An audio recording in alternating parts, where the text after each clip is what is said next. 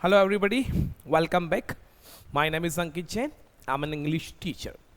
देखो अभी तक हम लोगों ने जितने भी क्लासेस शूट करी और जितने वीडियोस आप लोगों ने देखे उसी सीरीज में आज ये एक और नया टॉपिक है जो हम लोग सीखने वाले हैं। आज का टॉपिक इंग्लिश लैंग्वेज का बहुत इंपॉर्टेंट टॉपिक है। ये एक ऐसा टॉपिक है कि अगर इस टॉपिक को प्रॉपरली लर्न करते हैं, अगर बोलते सीख जाते हैं तो आपकी लैंग्वेज में कम से कम इसी टॉपिक से लगभग 20 से 30% सेंटेंस ऑटोमेटिकली बढ़ जाते हैं। आज का जो टॉपिक है ये एक ऐसा टॉपिक है कि सबसे ज़्यादा बच्चे इस टॉपिक को सीखने में और यूज़ करने में काफ़ी कंफ्यूज होते हैं। तो क्या टॉपिक है? So let's get started without wasting time. ये मेरी क्लास की 5th वैरायटी है। पहले हमने 4 वैरायटी के सेंटेंस सीखे हैं, life, work in progress, work finished और फ्यूचर। पिछली क्लास मेरी फ्यूचर की रही। आप लोगों ने क्लास नंबर 6, 7, 8 और 9 में एक टॉपिक पढ़ा है, उसका नाम है वर्क फिनिश्ड। तो मैंने आप लोगों को एक चीज सिखाई थी। आप लोगों को मैंने बताया था कि ऐसा कोई भी काम जब तक उसका टाइम इफेक्ट है, ऐसा कोई भी काम जब तक उस काम को करने का हमारे पास इफेक्ट है, टाइम बचा हुआ है। तो इंग्लिश लैंग्वेज में हम टाइम इफेक्ट के लिए जो टाइम वर्ड यूज करते हैं वो होते हैं हैव और हैज। इस क्लास को अंत तक देखें, बहुत ही बढ़िया टॉपिक है। और जो टाइम वर्ड आज हम सीखने वाले हैं, जो वैरायटी आज हम सीखने वाले हैं, वो एक ऐसी वैरायटी है कि लोग बहुत ज़्यादा कंफ्यूज होते हैं। ये इतना बढ़िया टॉपिक है और I will try my level very best. मैं कोशिश करूंगा कि इस टॉपिक को इतना अच्छे से एक्सप्लेन करूं कि आपको इससे लेकर कोई कंफ्यूजन ही ना रहे और आपको वास्तविकता में मजा आएगा।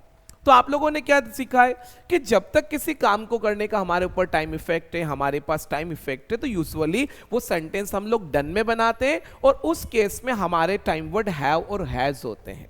लेकिन समझना, जैसे सपोज फॉर एग्जाम्पल ऐसा कोई काम है जिसको करने का अब हमारे पास कोई टाइम इफेक्ट नहीं बचा है और अगर उस व्यक्ति से हमें ये कंफर्म करना है कि उस व्यक्ति ने उस काम को किया या नहीं किया। जैसे हमने सीखा है कि लंच का एक टाइम होता है और लंच का जो टाइम होता है यूजुअली हम मानते हैं कि 12 से लगाकर 2:30 या 3 बजे हमारा लंच का टाइम है। डिनर का एक टाइम होता है जो हम लोग मानते हैं इवनिंग में 6 से लेकर 9। लेकिन इस टाइम के बाद अगर किसी व्यक्ति से, जैसे अगर लंच का टाइम है और इसी टाइम के बीच में अगर आप कंफर्म करते हैं कि आपका लंच हुआ या नहीं हुआ, तो आप इस सेंटेंस को वर्क फिनिश्ड यानी इफेक्ट और डन में पूछते हैं। तब आपके टाइम वर्ड आई और यू के लिए हैव होते हैं और थर्ड पर्सन के लिए हैज होते हैं। लेकिन अगर लंच का टाइम खत्म हो गया, ऐसा कोई काम है जिसको करने का टाइम ही नहीं बचा है, लंच के टाइम के बाद अगर आप किसी व्यक्ति से ये कंफर्म कर रहे हैं कि उसने लंच किया कि नहीं किया, मान लेते हैं डिनर का जो टाइम है 6 to 9, इस डिनर के टाइम के बाद हमें कंफर्मेशन लेना है कि उस व्यक्ति ने डिनर किया कि नहीं किया। जैसे सपोज मान लेते हैं किसी व्यक्ति की यहाँ पे लाइट का बिल आया है, लाइट का बिल आया है, फॉर एन एग्जाम्पल हम एक डेट चूज कर लेते हैं, वो डेट है 15 किसी भी मंथ की और लास्ट डेट है भरने की 25। तो ये इतना तो हमारे पास टाइम है, तो इस बीच में इस काम को हम लोग इफेक्ट में यानी डन में हैव और हैज के साथ बोलेंगे, ओके। लेकिन 25 के बाद अगर ये कंफर्म करना है कि उस व्यक्ति ने बिल पे किया कि नहीं किया, सपोज जैसे अभी मॉर्निंग का 11:30 हो रहा है मेरी घड़ी में जब मैं ये वीडियो शूट कर रहा हूं। अब मेरी बात समझना, अभी मॉर्निंग का 11:30 हो रहा है इस समय। अब ऐसे बहुत सारे काम है जो आज मॉर्निंग से लेकर अभी तक मैंने किए, उनमें से मैक्सिमम काम ऐसे हैं जिनका कोई टाइम इफेक्ट नहीं है। जैसे सपोज फॉर एग्जांपल मैं आज जल्दी उठा या लेट उठा, उसका भी कोई टाइम इफेक्ट नहीं है। मैंने आज ब्रश किया या नहीं किया, उसका कोई टाइम इफेक्ट नहीं है। आज का जो ब्रेकफास्ट है वो भी मेरा पास्ट हो गया है। तो लगभग अभी तक जो काम मैंने किए हैं वो सारे काम अगर शायद देखा जाए तो उनमें से लगभग 99% ऐसे काम हैं जिसका अब कोई टाइम इफेक्ट बचा ही नहीं है। जैसे आज सपोज जब मैं वीडियो शूट कर रहा हूं फॉर एग्जांपल, तो आज ट्यूसडे है। अब वो काम जो मैंने मंडे के दिन में किए, वो काम जो मैंने बीते हुए संडे को किए, अगर वो काम मुझे इस मोमेंट पे आपको बताना है तो वो काम मैं इफेक्ट में नहीं बता पाऊंगा। हाँ, अगर कोई ऐसा काम है जिसका अभी भी टाइम चल रहा है तो मैं इफेक्ट में बताऊंगा, लेकिन लगभग वो सारे काम जो मैंने बीते हुए संडे को किए, मैंने कल किए फॉर एग्जाम्पल, और आज मुझे आपको बताना है, तो वो काम में हैव और हैज यानी इफेक्ट में नहीं बता सकता हूं, क्योंकि उनका कोई टाइम इफेक्ट नहीं है, उनका कोई टाइम नहीं बचा है। तो फिर ऐसे काम कहाँ बताते हैं? तो इंग्लिश क्या कहती है कि जब किसी काम को करने का ना तो अभी कोई टाइम बचा है, ना उस समय वो काम करने का समय है, और अगर उस व्यक्ति से हमें ये कंफर्म करना है कि उसने उस काम को किया कि नहीं किया, जैसे सुबह 10 बजे बाद ब्रेकफास्ट का पूछना है कि उस व्यक्ति ने किया या नहीं किया, 3 बजे बाद लंच का पूछना है, रात को 9 बजे बाद डिनर का पूछना है, किसी से कोई ऐसी बात पूछ रहे हो जो बीते हुए कल की है, 2 दिन पहले की है, 5 दिन पहले की है, 10 दिन पहले की है, जैसे फॉर एग्जाम्पल अभी अक्टूबर का मंथ चल रहा है और आप सितंबर के मंथ में उस व्यक्ति ने वो काम किया कि नहीं किया वो पूछना है। अभी पिछले वीक में दिवाली थी, अब दिवाली थी फॉर एग्जाम्पल, अब नहीं है।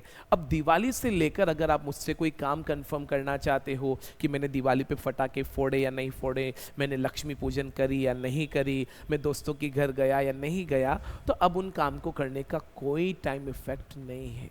इंग्लिश ये कहती है कि जब किसी काम को करने का आपके पास कोई टाइम इफेक्ट नहीं बचा है या उस काम को करने का भी कोई समय बाकी नहीं है, तो इंग्लिश ये कहती है कि वो सारे काम फिर आपके लिए पास्ट में चले जाते हैं। कहाँ चले जाते हैं? पास्ट में। पास्ट का मतलब क्या होता है? एक ऐसा टाइम जिसका अभी कोई इफेक्ट नहीं है, उस टाइम को हम वापस दोबारा नहीं ला सकते हैं, या एक ऐसा समय फॉर एग्जाम्पल जिस काम को करने का कोई टाइम नहीं बचा है।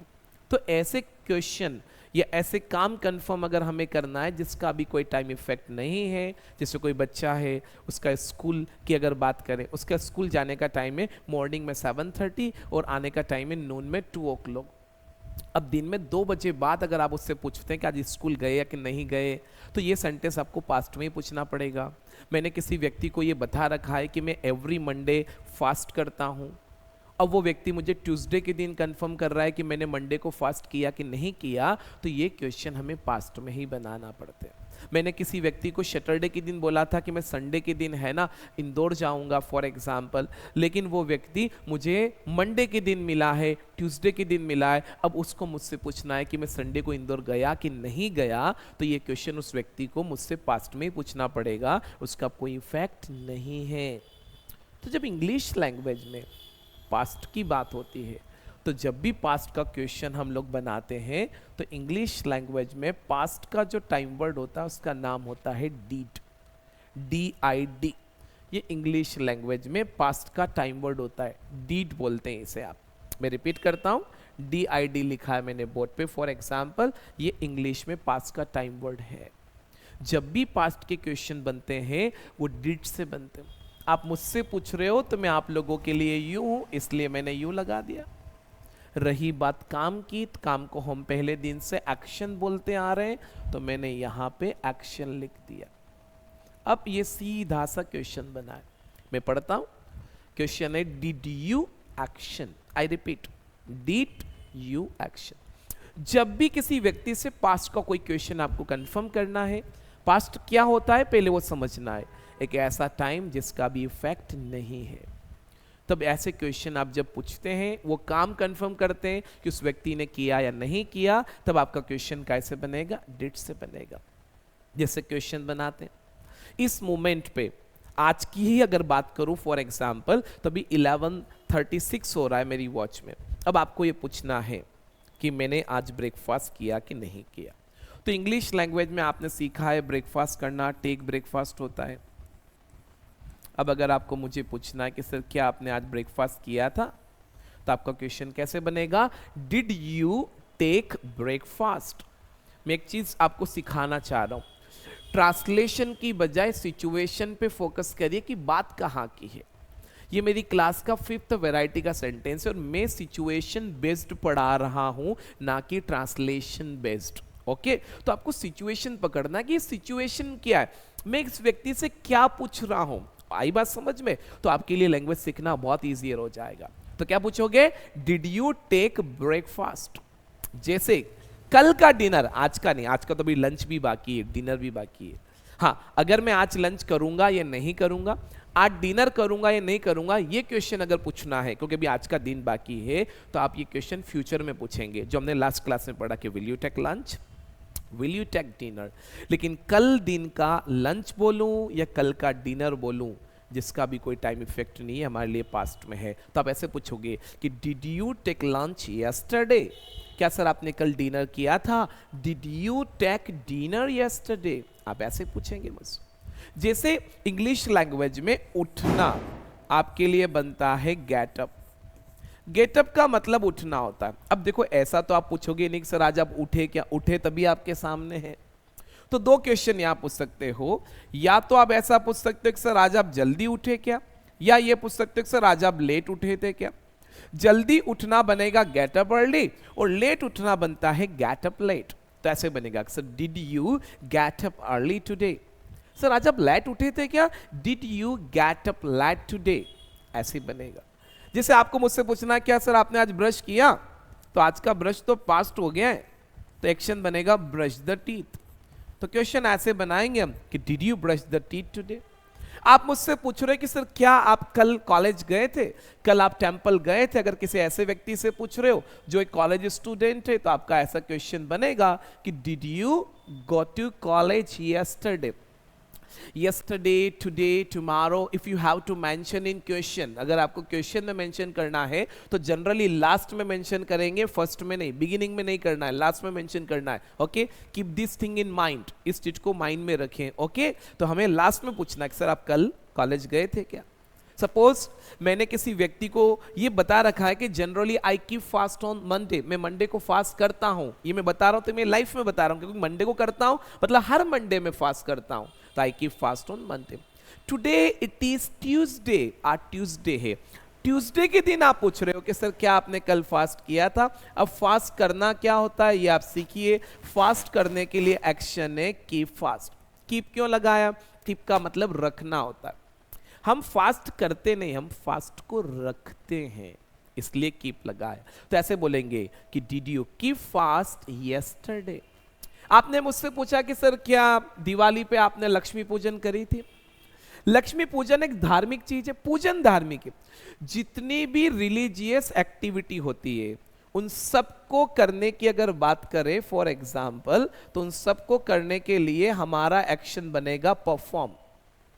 जितनी भी धार्मिक एक्टिविटी हम करते हैं, हवन, पूजन, अनुष्ठान, अभिषेक, पूजन, है ना, जो भी, जैसे फॉर एग्जाम्पल कोई व्यक्ति मुस्लिम रिलीजन से तो वो नमाज पढ़ता है, तो यहां पढ़ने के लिए हमें रीड नहीं लगाना, नमाज एक एक्टिविटी है।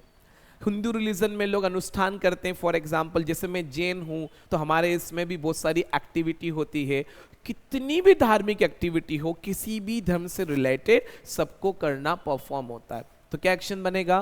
परफॉर्म लक्ष्मी पूजन। अब देखो, दिवाली को गए ने आज लगभग एक वीक हो गया है, तो आपने मुझे पूछा कि सर क्या आपने दिवाली पे लक्ष्मी पूजन किया था? डिड यू परफॉर्म लक्ष्मी पूजन ऑन दिवाली? अगर पूछना है कि दिवाली पे, अगर आप ऐसा पूछते हो क्या सर आपने दिवाली पे फटाके फोड़े थे? फटाके फोड़ने के लिए बहुत सारे वर्ड्स है। फटाके को हम क्रैकर्स बोलते हैं। पहला वर्ड होगा जाएगा बर्न क्रैकर्स, दूसरा वर्ड हो जाएगा लाइट क्रैकर्स, तीसरा वर्ड आप यहां लगा सकते हैं प्ले क्रैकर्स, प्ले वर्ड भी यूज कर सकते हैं। अब जवाब सीखते हैं, मेरी बात को अच्छे से देखना और अच्छे से समझना। आप यहां पे इसका पॉजिटिव जवाब सीखिए, उससे पहले मैं आपको थोड़ा सा पीछे ले जाना चाहता हूं। जो क्लास 1 और 2 में मैंने आप लोगों को और 3 में पढ़ाया था, मैं वापस वहां ले जाना चाहता हूं। अच्छे से मेरी बात को देखना और समझना। बहुत ही अच्छा टॉपिक है और बहुत ही काम का टॉपिक है।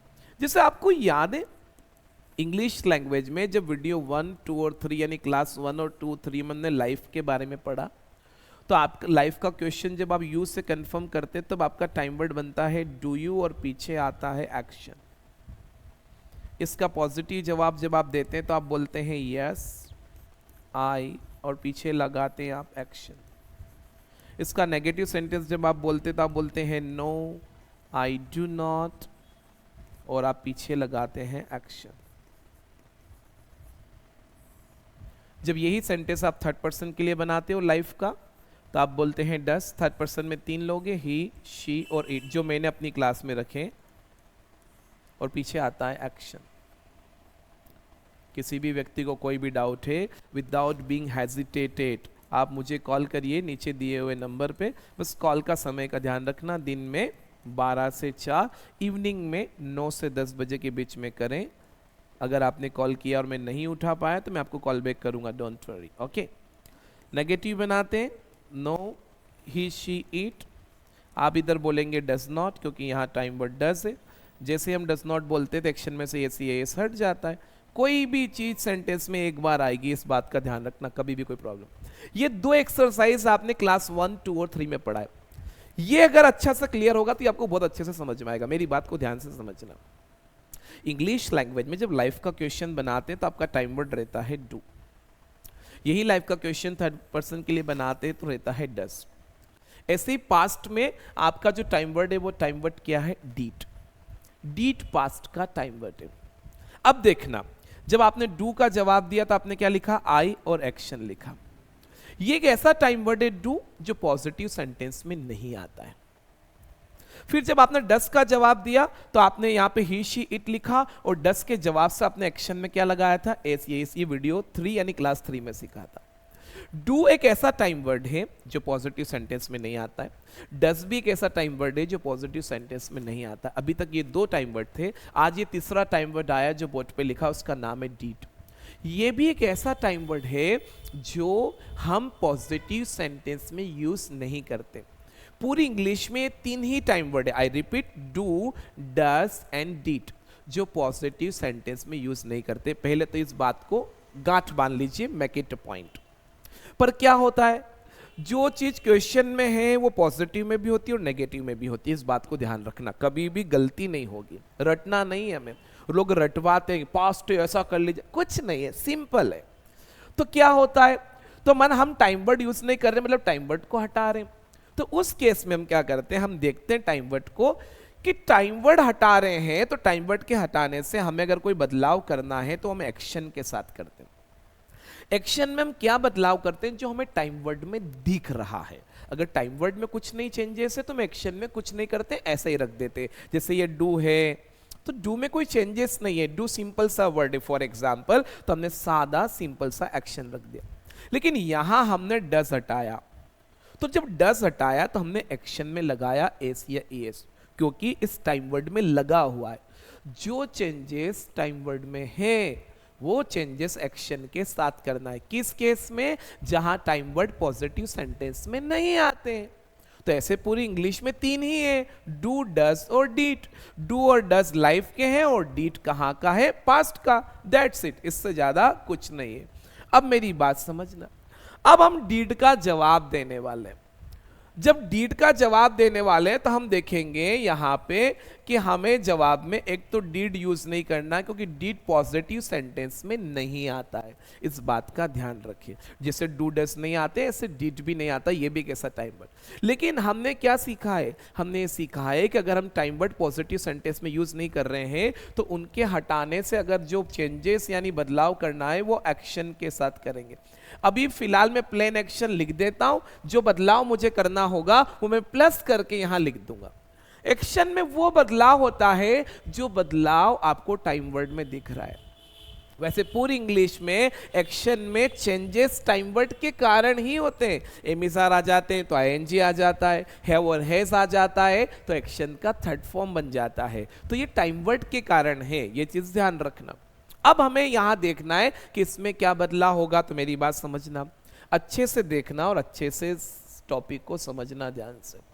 जैसे इंग्लिश लैंग्वेज में ये वर्ड जो बोर्ड पे लिखा हुआ है डू, फिलहाल ये एक टाइम वर्ड है, पर मैं आपको एक बात बताना चाहता हूं। डू इंग्लिश में एक ऐसा वर्ड है जो एक एक्शन भी है। इंग्लिश में डू एक ऐसा वर्ड है जो लाइफ का टाइम वर्ड भी, आई और यू के लिए, और डू इंग्लिश लैंग्वेज में एक एक्शन यानी काम भी है। डू का मतलब होता है कोई भी एक्टिविटी या कोई ऐसा काम करना जिसको करने के लिए कोई एक्शन नहीं है। जैसे जॉब करना, डू अ जॉब, योगा करना, डू योगा, एक्सरसाइज करना, डू द एक्सरसाइज, शॉपिंग करना, डू द शॉपिंग, बार्गेनिंग करना, do the bargaining. Thank you. तो ध्यान रखना। तो मैं आपको कुछ समझाना चाहता हूँ। डू इंग्लिश लैंग्वेज में एक एक्शन भी है। यहाँ भले ही टाइम वर्ड है तीनों, पर 2 मिनट समझना। और डू एक्शन का फर्स्ट फॉर्म है। अगर कोई वर्ड एक्शन है फॉर एग्जाम्पल, तो उसके साथ 4 बेसिक चेंजेस होते हैं, SES, ING, second form, third form. English language में डू का थर्ड फॉर्म हम लोगों ने सीखा था जब अपन ने हैव और हैज को डिस्कस किया था, तब उस केस में हम डू यूज किया था। एजुकेशन के लिए डू का थर्ड फॉर्म हमने डन बनाया था, अगर आपको याद हो तो मैं यहाँ पे डू का थर्ड फॉर्म लिख देता हूँ, डन। ये थर्ड फॉर्म है, डन। डन डू का थर्ड फॉर्म है। डू फर्स्ट है, डन थर्ड है। यहां एक फॉर्म मिसिंग है जिसका नाम है सेकेंड। ये फर्स्ट है और ये थर्ड है। कौन सा मिसिंग है? सेकेंड। समझना, डू का जो सेकेंड फॉर्म होता है इंग्लिश लैंग्वेज में, अच्छे से समझना ध्यान से, वो आप और हमारे लिए बनता है डीड, DID। मेरी बात समझना, डीड जो है इंग्लिश लैंग्वेज में डू का कौन सा फॉर्म है? Second form. अब यहां क्या लिखा हुआ है? डीड। जो यहां डीड लिखा हुआ है ये हमारे लिए टाइम वर्ड है, क्योंकि पास का टाइम वर्ड डीड होता है। लेकिन मेरी बात समझना, मेरी बात ये समझना कि आप यहां से डीड अगर हटा रहे हैं तो क्या है डीड? हमने अभी देखा है, हम डीड नहीं हटा रहे। एक तरीके से हम यहां से कौन सा फॉर्म हटा रहे? Second form.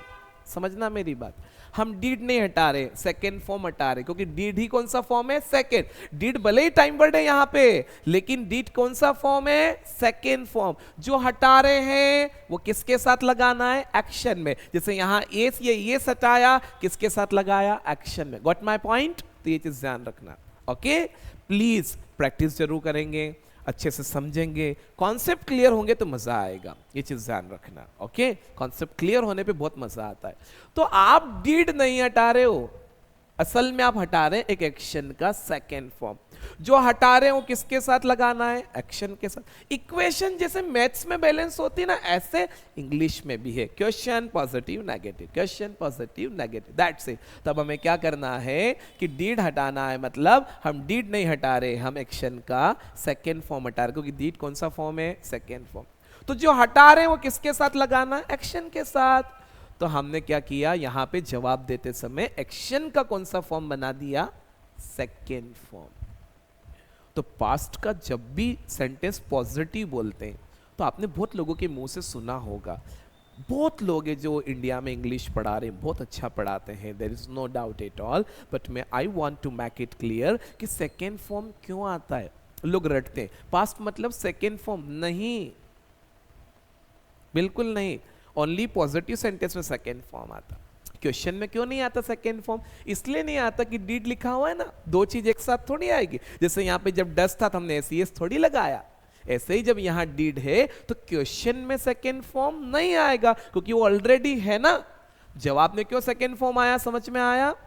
क्योंकि जवाब में डीड नहीं आ रहा है, तो जो हटा रहे हैं वो ही लगाना है। डीड हटा रहे हैं, डीड क्या है? सेकेंड फॉर्म है, इसलिए एक्शन का सेकेंड फॉर्म बना दे।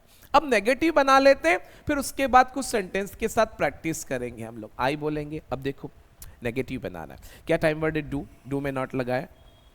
क्या टाइम वर्ड है? डस, डस में क्या लगाया? नॉट। तो क्या टाइम वर्ड है? डिड, तो डिड में नॉट लगाएंगे, तो डिड नॉट बोलेंगे। अब समझना, वापिस डिड आ गया है। वापिस क्या आ गया? डिड।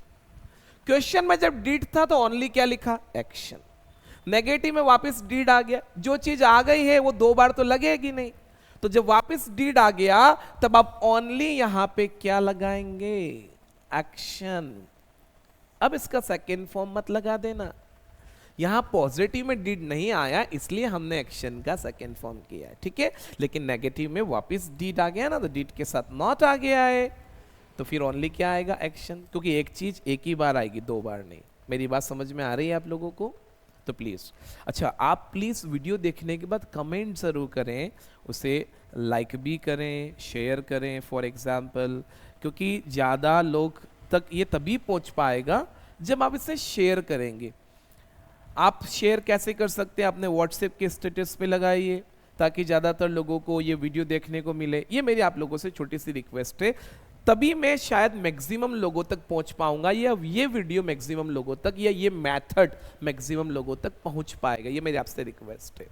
तो अब यहाँ क्या करना है, हमें आज से एक छोटी सी मेहनत बढ़ जाएगी कि अब जितने भी एक्शंस हमने अभी तक सीखे हैं या जो जो वीडियो में हम सीखते जा रहे हैं, अब उनके हमें कौन से फॉर्म्स आना चाहिए? सेकेंड, तभी हम पास्ट का पॉजिटिव सेंटेंस बोल पाएंगे, क्योंकि क्वेश्चन और नेगेटिव में तो डिड होता है, इसलिए हम ओनली एक्शन लिखते हैं, लेकिन पॉजिटिव सेंटेंस में डिड नहीं आता है तो हमें सेकेंड फॉर्म से जवाब देना होता है। जैसे 2-3 एग्जाम्पल लेते हैं।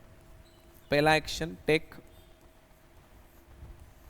टेक का सेकेंड फॉर्म सीखिए, टूक बनता है।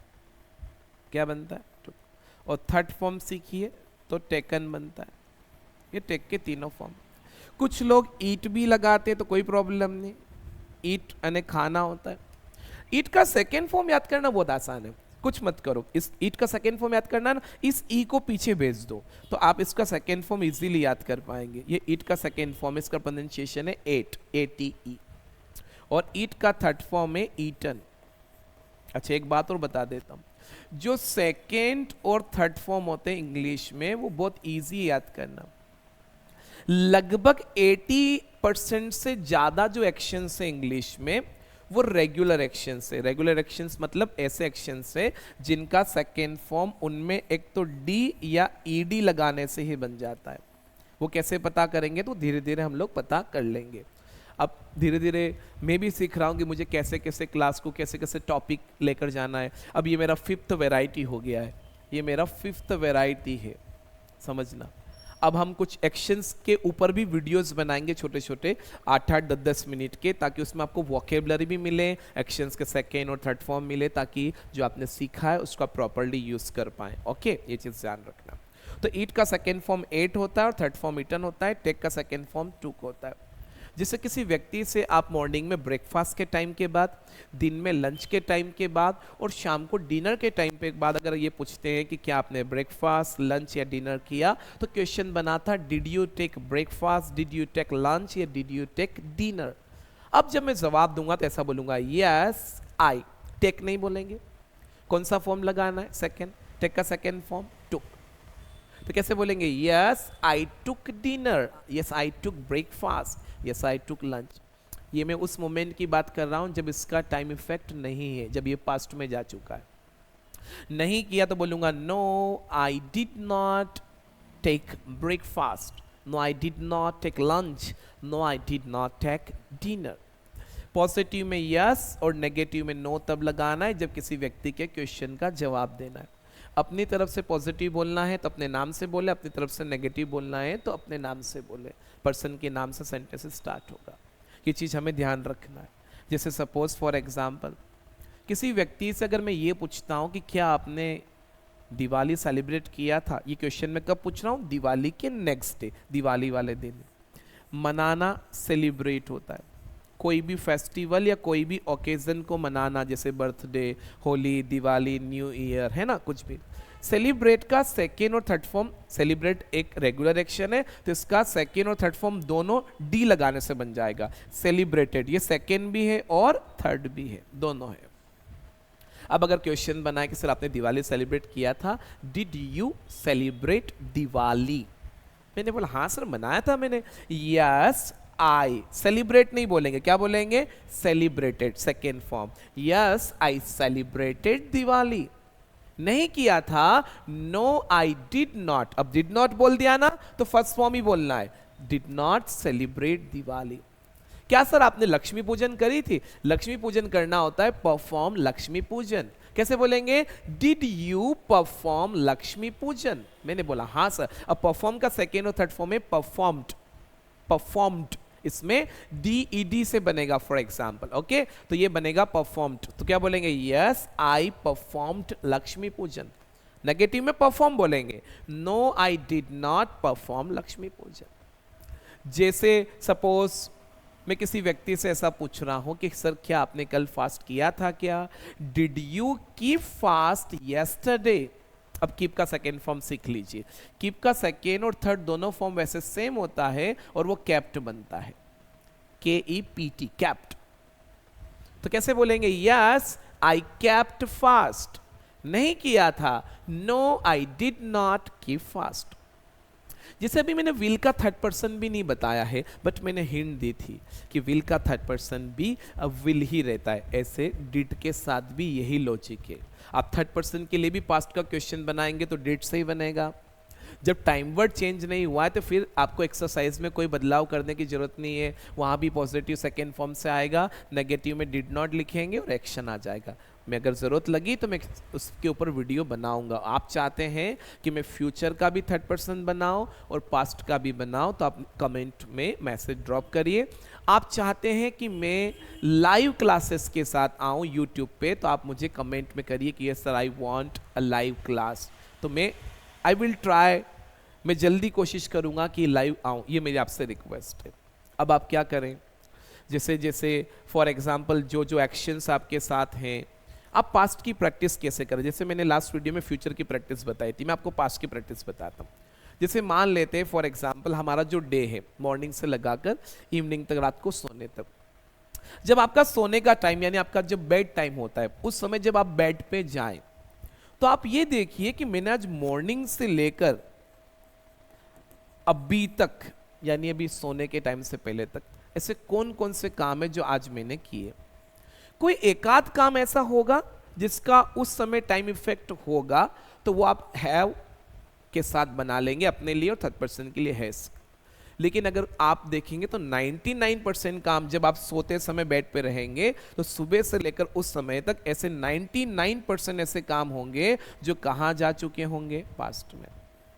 तो आप क्या करें, पॉजिटिव बनाए, आई लगाए और एक्शन का कौन सा फॉर्म, सेकेंड फॉर्म लगाए। जैसे उठना गेट अप होता है। अब गेट का सेकेंड और थर्ड फॉर्म दोनों सेम है। मैंने क्या बोला कि लगभग 80% से ज्यादा सेकेंड थर्ड फॉर्म सेम है। गेट का सेकेंड और थर्ड फॉर्म दोनों गॉट होता है। तो कैसे बनेगा, आई गॉट अप अर्ली।